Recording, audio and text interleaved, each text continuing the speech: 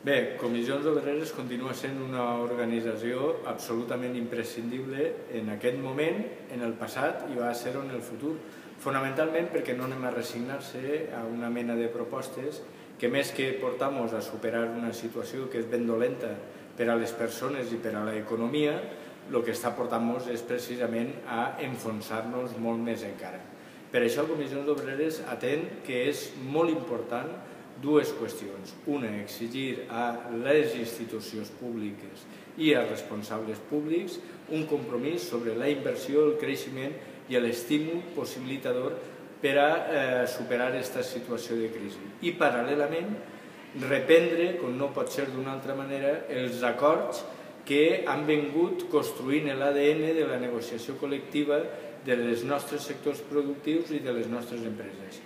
Volem dir que és de plena vigència que tinguem que emplaçar a la CIERVAL a fer complir de la manera més compacta possible i més important l'acord del 9 de febrer sobre les relacions laborals i la negociació col·lectiva al País Valencià.